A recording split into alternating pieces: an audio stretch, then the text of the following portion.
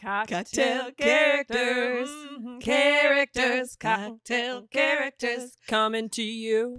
What are you gonna ask me? Okay. Bring it on. So, I listen to church online sometimes. Like, sometimes I'll go to church and then I'll listen to a sermon, whatever.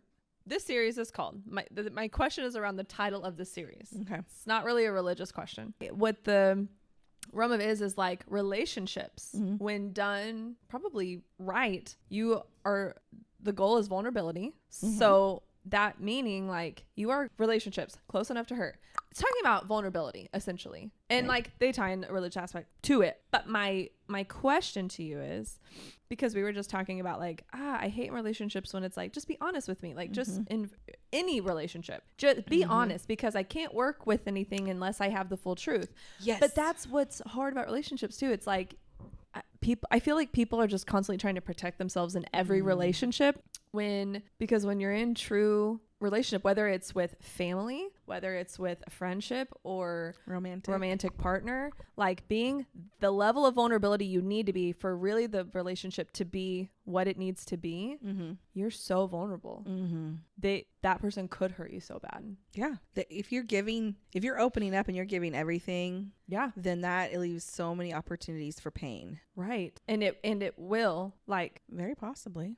I mean, I think probably. I think you stay in any relationship long enough, again, friendship, family, any of them, you stay in them long enough, there will be pain involved in it that you've probably inflicted or they've inflicted on you. And then you have to continue and choose to be vulnerable still. Yeah. Going through that series, is it making you reflect or feel a certain way or adjust your thinking on something, or give me more? It's making me reflect for multiple reasons. So let's just stick on friendship for a minute.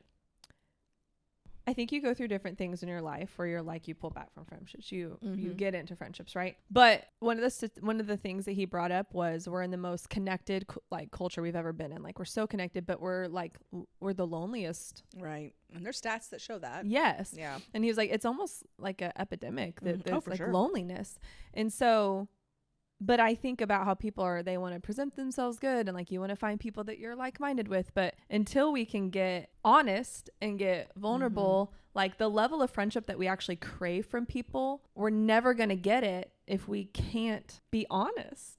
I look at myself and I think I have cut relationships short because out of self-preservation, could not get fully honest with people. I can see that. And then it stunts the relationship. And I think that I've done the same thing. And I think that there's different opportunities for the honesty to be the choice that you make to be honest, or the choice in the moment you choose not to be honest, and then to maybe cut the ties. And that is true, because I feel like anytime I've drawn away from a friendship, it's either been I was caused so much pain, or maybe, and that's only happened a couple times, caused so much pain that it was like, I don't think we can get past this and stay close and trust each other. Right. Or it's been because you cannot be honest with them. And it's either, and possibly they can't be honest with you. And I know for a fact that I've drawn away because I'm like, I know I cannot have, in order for us to move past this situation or this moment, I know that I can't be honest, or if I am, it will definitely break the tie. And I'd rather not break it. I'd rather pull away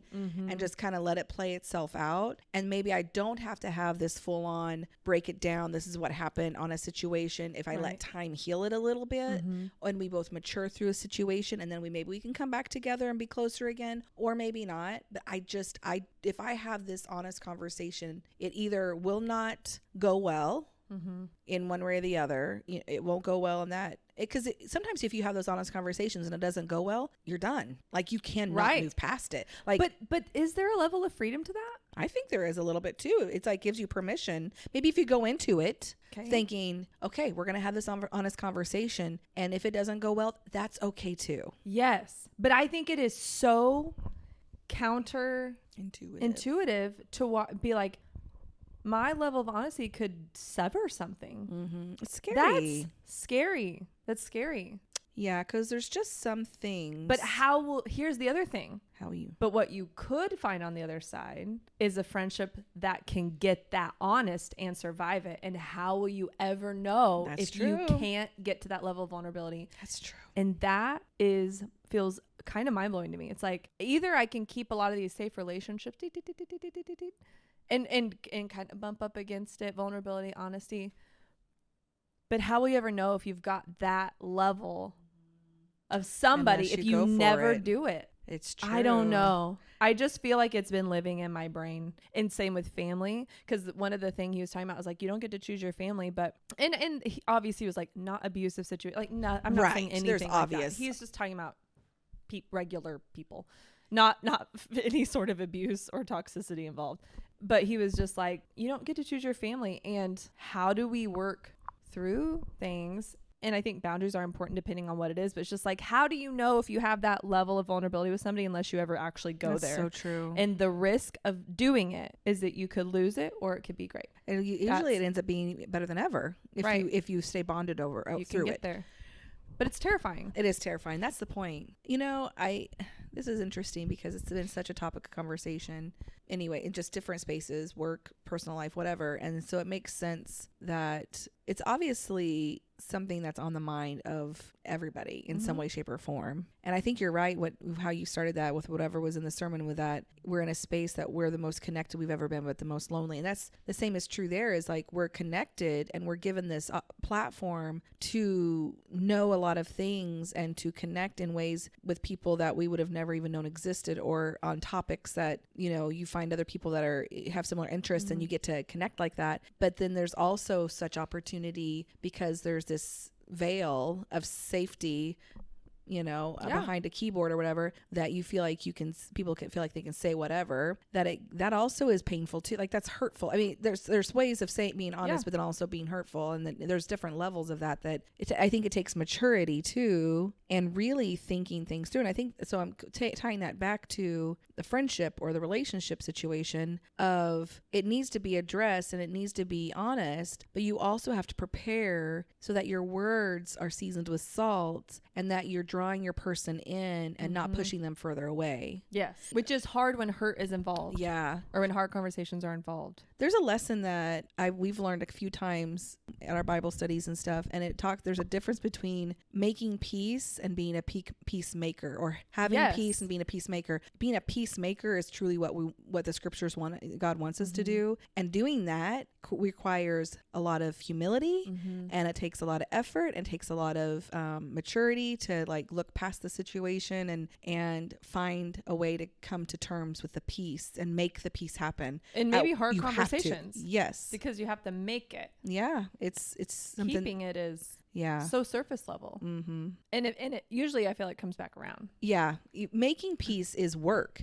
Yeah. Keeping the peace is like, yeah, surface. It's like, let's just smooth it over, like another coat of mud over it, a drywall of paint, like smooth it over. Put the lipstick back on. Put the lipstick back on. Dun, dun, dun. But being a peacemaker, and that's defining a person and a quality of your personality. Being a peacemaker, it's defining you as a human, versus just keeping the peace is more of it's like a different, not adjective versus noun kind of a thing, but kind of like, it's like it's an action you take, but as a peacemaker, it's who you are. Yeah. And I love that. That is something that you create peace. You go into a situation trying to create peace, and I am not good at that. Sometimes I'm like, let's get the feathers ruffled. Let's get people going. I don't want to keep it. I want to burn it down. I'd like to burn the peace down. And sometimes Jordan and I are best friends with this kind of stuff, and other times we're our own worst enemies together, because we're like, yeah, and we like get into it, like, and then this, and then I'll say that, and it's like, yeah, we're probably not going to do any of that. But thanks for letting me talk about it. You want to go get some ice cream or something? Sounds good. Oh my gosh! But you know what? What? Okay. Do you have any? Okay. Before I go into this different direction, but same but different. Do you have anything else to add to that? No, I love everything you're saying, but I think it's something to wrestle with in life, because one, I don't think every relationship requires that level of vulnerability. I think obviously those take time to cultivate in those things, but he started with, one sermon was family, one sermon was friendships, one sermon was marriages, and in the marriage one, he was just like, we in order to keep peace, or to not, we just like put up a wall and just like, I just don't need to like talk about that thing, or and it just creates separation, instead of like, in order for me to to tear this wall down between us that I've put there out of self-preservation probably, or trying to keep peace in the home, or trying to just keep things status quo, or not get into a fight or create conflict. We just put this thing up and you just kind of separate yourself. Like, that's why marriages are failing. Right. Because we're not talking about stuff, or we're not being honest about what's actually going on. And I think that a lot of you know, a lot of relationships, when they fail, it's not necessarily because they're fighting all the time. It's probably because they're not bringing up conflict. They don't know how to bring up conflict or to walk through it, or if they do, they don't know how to do that and repair it, you know, like here's this thing. And I don't know. It's just, but if we never do that, then we never know. You will never know the depth of relationship, right, unless we can dive deep in the relationship, and that's going to that will bring up hurt, that will bring up pain, and it will also bring up really deep, rich relationship. Yeah. So anyways, it's so what you're saying is it's worth it. I don't know yet, but let me know. I think it is. I think so too. I mean, I think about just my relationship with God, and like as deep as that is, 100% it's worth it. I'm not saying God doesn't hurt me, but what I bring into the relationship a lot of times, like, here's this hurt, God, you know, and it's like, he's the only one who can handle those things perfectly. But I do think it's worth it. I look at friendships that have gone through really hard things. I look at relationships that have gone through really hard things, and having somebody know you at that level and still choose to love you and be in a relationship with you is worth it. 100%. And it's really hard. It is.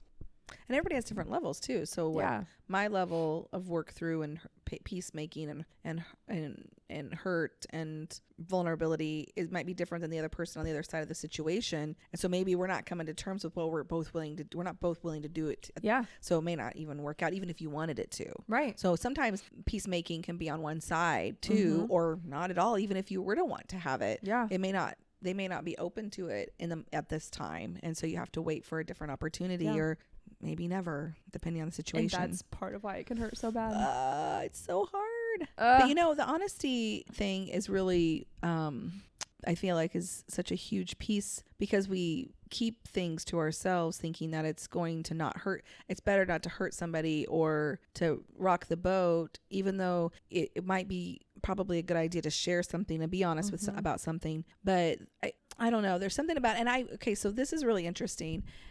We've been watching, well, not Brady. He refuses to watch it because he can't do it. But we've been watching, Jordan and Evelyn and I, Love on the Spectrum. Yeah.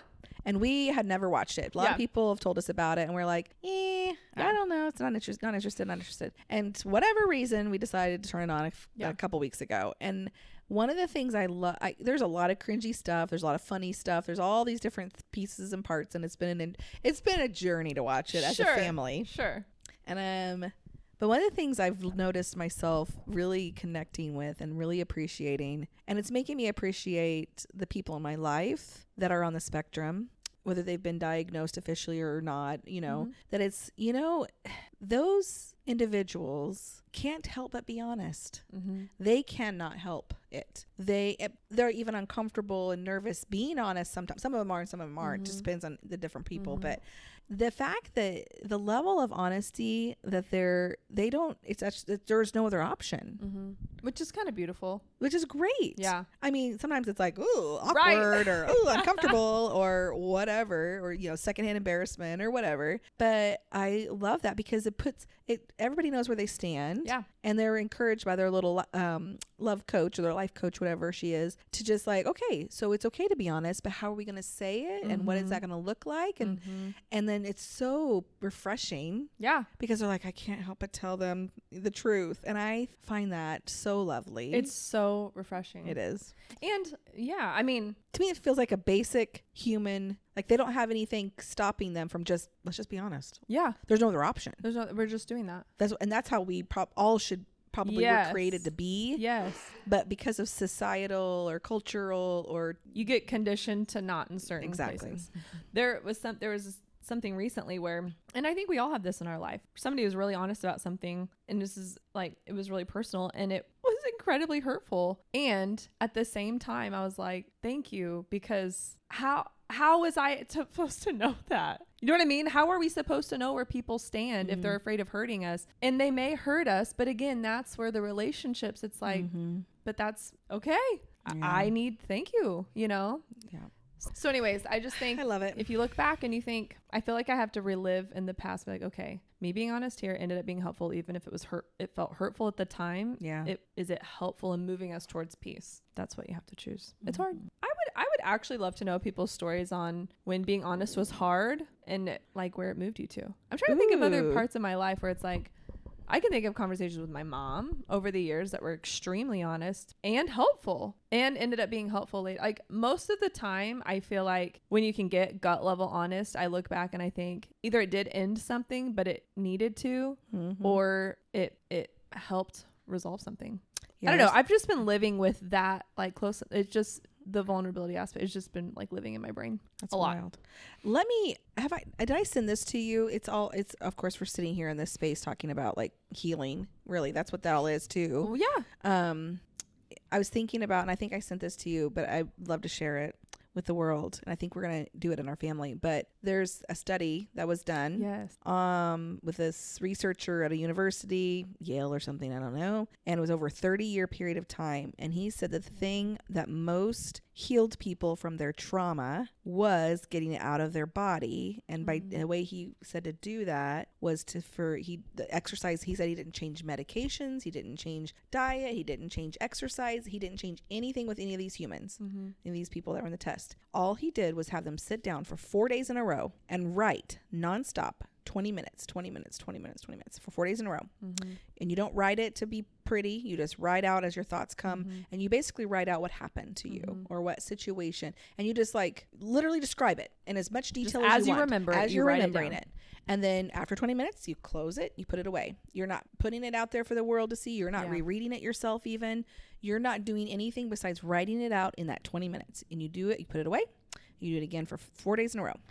And he said after the 4 days, you're done. And the amount of relief people got from their physical issues, immune system issues, just mental health issues, and just overall well-being and happiness.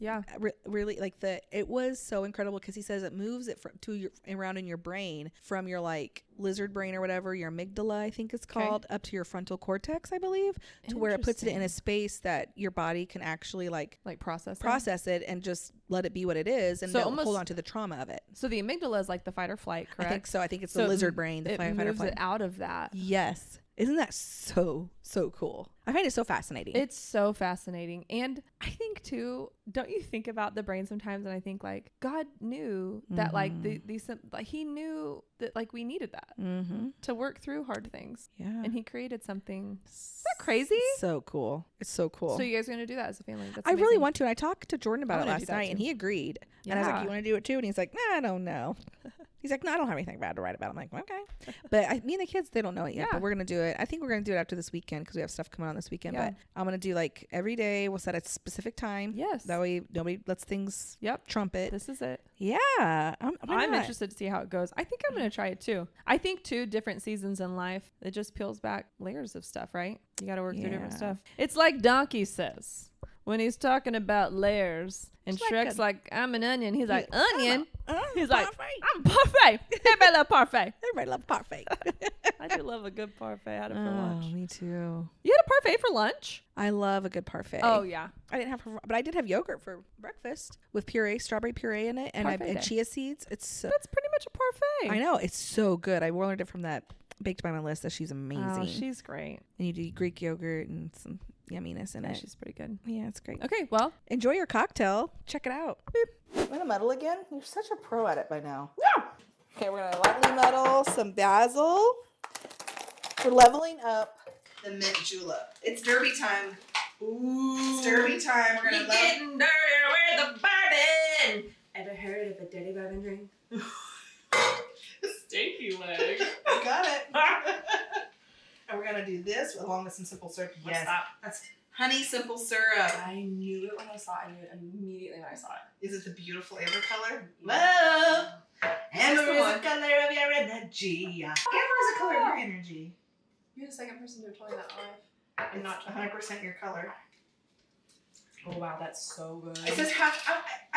I'm going more. Let's do like almost. Let's do. Can I put it in there? Yeah, go ahead. Yes, muddle with that. What's it say? Half ounce, but you know, you measure with your heart. It's good. Go ahead and muddle that up. 5, 6, wait. You're supposed to use crushed ice like what Sonic uses. Oh. But you know, I'm too lazy to go get different ice. I got a big bag from Walmart here. I don't need to go get more ice. Busy ladies. Sorry. 2 ounces of bourbon. Bourbon of choice. So mint julep normally just has mint, right? But we're gonna do mint and basil. It's gonna go so good. Is there plenty ice in that? Let me see. Yeah, that's fine. You feel good? Actually, no, I don't. Actually, I could tell. Thank you. I could read your face, your mind, your body, your soul. I know all of you. Your face, your mind, your body, your soul. This is what a real shaker does. Yes. That was a good Good, bro. I do. You had a rhythm going. I was like, I felt that. Good idea. What are you gonna top it with? I'm gonna top it with one of each, the minty mint. With the aromatic. Yes, and the basil. And Baz. Let me make it a little bit longer. So Probably won't garnish Gabe's, huh? No, because he's a turd. It's kind of a loser. Kidding, fine. I just gave you a close up just then. It didn't look very good. Oh, people, give me a break. Ooh, this is pretty.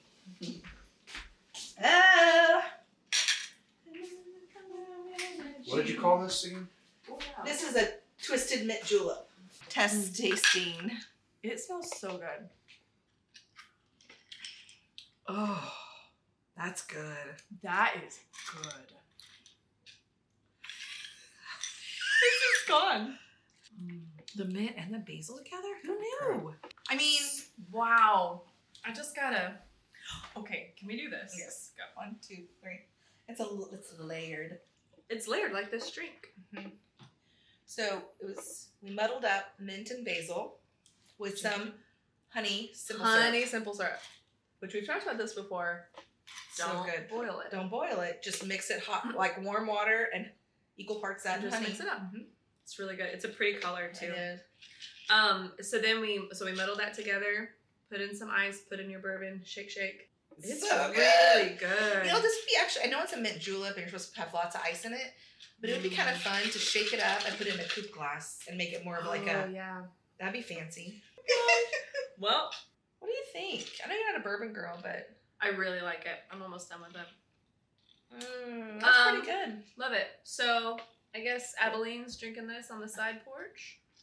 She's got her house shoes on. But I feel like she's getting ready to have some people over. She's prepping for a party. Yep. This This is is her her party drink, prep her party drink. prep drink. Yep. Party prep drink!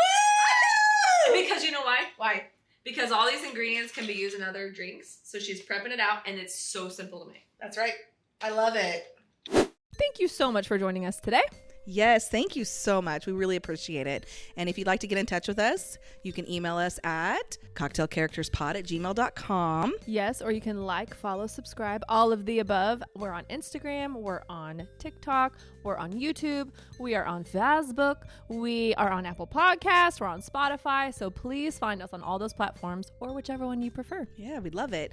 And special thanks to our production crew, our one-man show, Gabe. Yes. Keeping it together for us, Highland Forge Media. Yes, he's amazing. This podcast would not have happened without him. The consistency, the level of production. It's Fantastic. all gotten better since they've been involved. So yeah, it's been wonderful. Thank you so much.